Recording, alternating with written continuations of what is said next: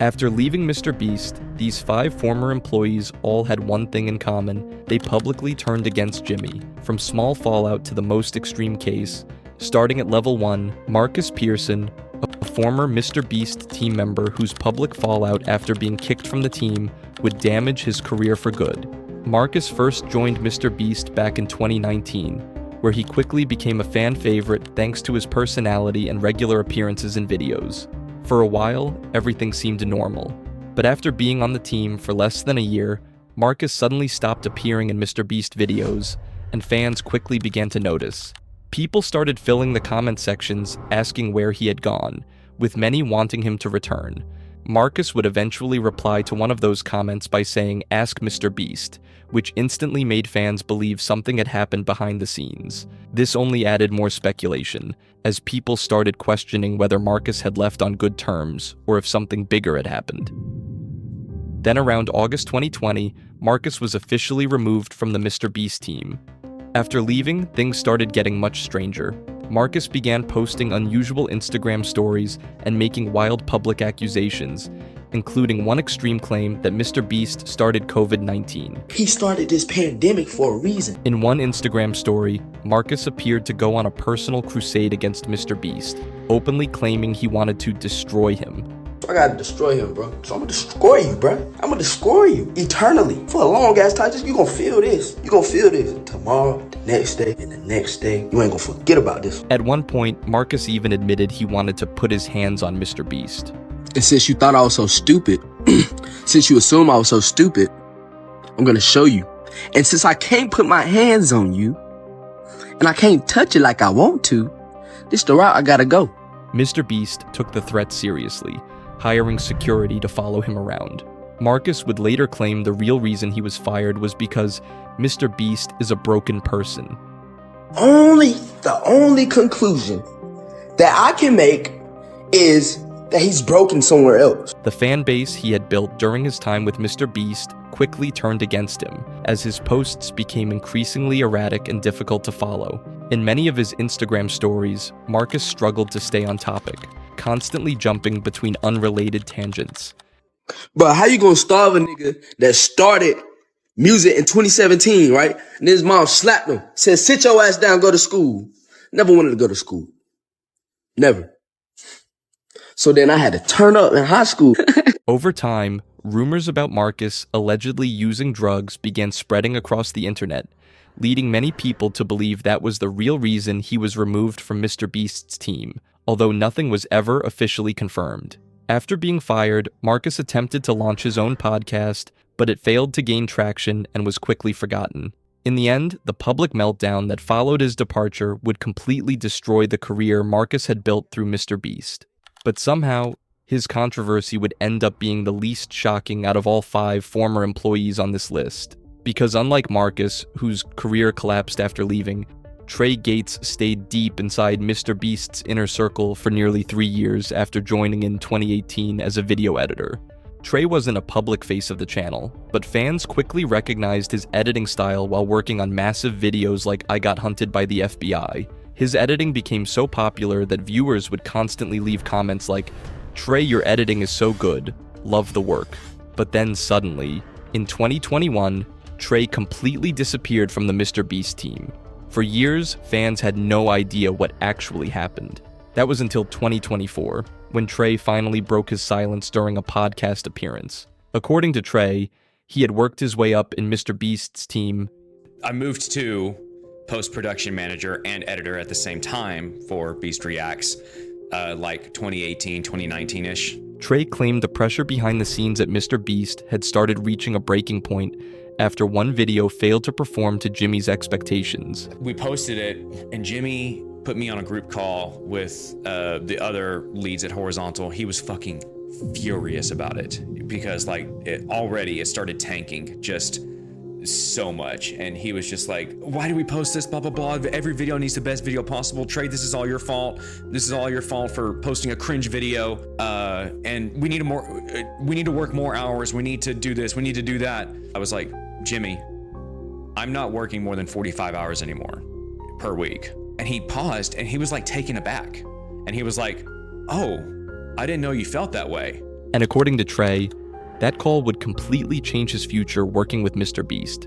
After that call, that lead called me and he was just like, sorry, we gotta let you go. I was crushed too. I was just like, I mean, what can be, we can change things. Like, what can be done to change this? And he's just like, I'm sorry, that's just the way it has to be. But the biggest controversy came when Trey later claimed that Adderall was being passed around parts of the MrBeast team back in 2020. Despite the accusations spreading online, nothing was ever officially proven or confirmed after investigations into the claims. The podcast sparked a wave of discussion and briefly put MrBeast under pressure, but in the end, the controversy seemed to hurt Trey far more than Jimmy. After leaving MrBeast, Trey went on to do editing work for Jacksepticeye. However, when it came to his own YouTube channel, he struggled to find the same success, with some videos unable to reach even 1,000 views. And while Trey spent years inside MrBeast's inner circle, the next employee lasted just 5 months. Just like Trey, Matt Turner was hired as an editor on the MrBeast team. However, after only 5 months on the job, Matt uploaded a video to his personal channel titled "Why I Quit Working for MrBeast."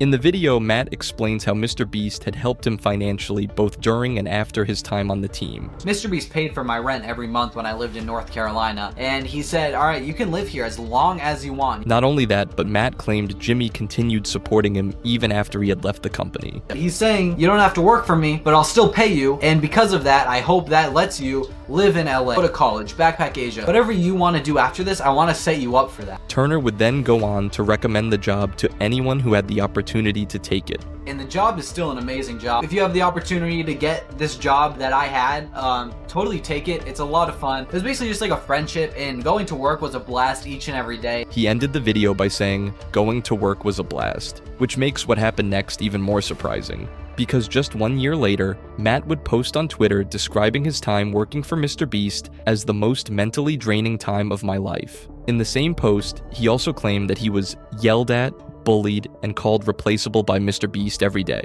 Matt ended the Twitter post by writing, "So that's a summary of almost every day on the team. That's what it was like to work for MrBeast." The allegations quickly spread across the internet. However, Keemstar believed there was a major problem with Matt's claims. I just find it very strange that he's coming out saying all this negative stuff about MrBeast when a year ago, when he actually left, he uploaded a video saying it was the greatest time of his life. Shortly after Matt's accusations went viral, another former MrBeast employee came forward with a completely different experience. Beast for over 3 years now, and I was helping him with graphics for his channel. I don't even have one experience of him being mean or disgruntled to me in any way. As the drama continued exploding online, MrBeast eventually called Keemstar to give his side of the story. And what MrBeast told me is basically like when they fired him or whatever, they gave him $10,000 and they got him a job at SOAR. Not long after, Matt deleted the tweets and claimed that his account had been hacked. The internet wasn't buying it. Almost overnight, public opinion turned against Matt, severely damaging his credibility and effectively killing the momentum of his YouTube channel. More than 5 years later, Matt is still trying to rebuild his online career, with people continuing to bring up the MrBeast controversy in the comments of his most recent videos. But while Matt's allegations against Jimmy were controversial, the next former employee's story would be even stranger. Unlike Trey, who lasted 3 years, and Matt, who lasted 5 months, Fly only survived 1 week on MrBeast's team. In 2018, Fly uploaded a video titled, "My Experience Editing for MrBeast, Worst Week of My Life." In the video, Fly made several unusual claims about MrBeast, including one allegation that Jimmy wasn't even appearing in his own videos and that much of the content was fake. When you make a YouTube video for your channel, you should, we'll go film your video without you. That's cool, yeah. The accusations quickly gained attention online and brought another wave of criticism toward MrBeast. In response, Jimmy posted on Twitter, "If you think I'm faking my videos, then ask the streamers whom I gave hundreds of thousands of dollars to when they get them." However, the controversy continued to grow. Fly's video generated so much discussion that MrBeast eventually appeared in an interview with Keemstar to respond to the allegations directly. I paid for his plane ticket, his Uber, his hotel for a week, his Uber, and his plane ticket, which he made a 25-minute quote-unquote exposing video on me, but doesn't mention that I spent thousands of dollars getting him here. Paid him $750 for like 5 days worth of work, which is really good pay. MrBeast then pointed out a major problem with Fly's story.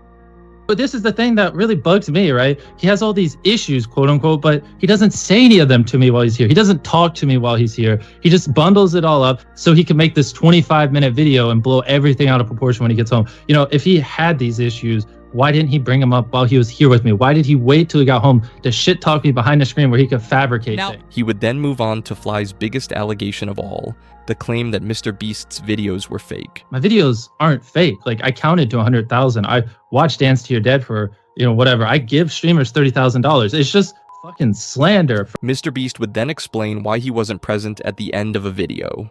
I have Crohn's disease. Most of you don't know what it is. And it was really acting up. So I said, hey, you guys go film the rest of the video. I want to go nap. I got to take it easy. After the interview, most people seemed to side with MrBeast. However, the turning point came when someone who personally knew both Fly and Jimmy decided to speak out about the situation. In a public post, he wrote, "It is my unbiased opinion that Fly is in the wrong."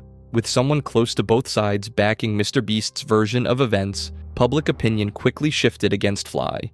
And just like that, the controversy came to an end. But compared to what was about to happen next, Fly's allegations were barely a scratch on MrBeast's reputation. Because while previous employees had created drama, the next former employee would launch a full-scale attack on Jimmy's empire. His online name was Dogpack404. His real name was Dawson French. In February 2024, Dawson joined MrBeast's team, giving him direct access to Jimmy's inner circle. However, after just 4 months, he suddenly disappeared from the company, and the internet would not be prepared for what would happen next. On July 24th, 2024, Dawson launched a YouTube channel with a 54-minute expose titled, "I worked for MrBeast, he's a fraud." Hi, I wanted to provide some context to this video. I'm a former MrBeast employee, and today I am alleging that the company rigged videos and did illegal lotteries and sold fake signatures. I would consider that fraud, okay?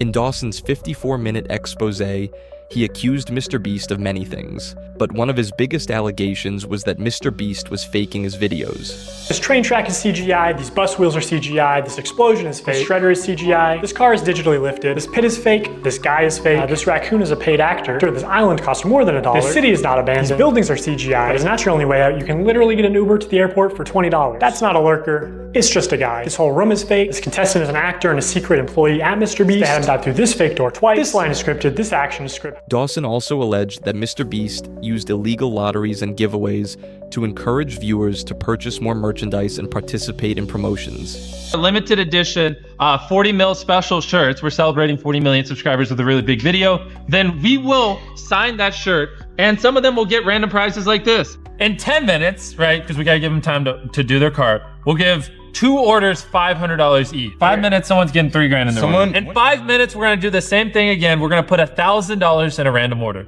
2 minutes, newest order gets $2,000. Good luck, everybody.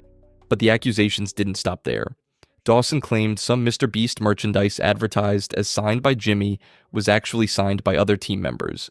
This limited tee signed by MrBeast and crew, but the description says it's signed by a member of the MrBeast crew, and it doesn't say anywhere that other members will sign MB, deceiving people into believing it was signed by MrBeast. So here's a clip of Tyler forging, or not, maybe not forging, using MrBeast's signature. So Tyler signs MB, which is MrBeast's signature, then he covers it, signs his own initials, TC, smirks, looks around, and then quickly slides the shirt away.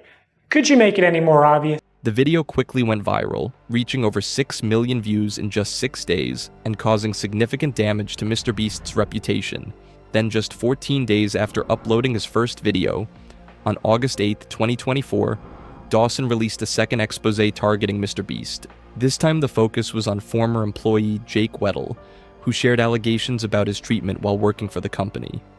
So I'm in this situation where my mental health is not good, my physical health is getting worse, but we're filming, so I'm doing bits. I'm talking to the camera. As the controversy continued to grow, MrBeast's subscriber growth slowed dramatically, and reports suggested millions of dollars in brand deals were coming under pressure. In the months that followed, YouTuber Soggy Cereal released his own investigation into Dogpack 404's claims, arguing that many of the allegations were misleading, exaggerated, or lacked evidence. His video quickly gained traction and sparked a new debate over the credibility of Dogpack's accusations. In this video, I will be debunking close to every accusation he and the people he manipulated have made. Soggy's video raised serious questions about some of Dogpack's biggest claims, but the controversy was far from over.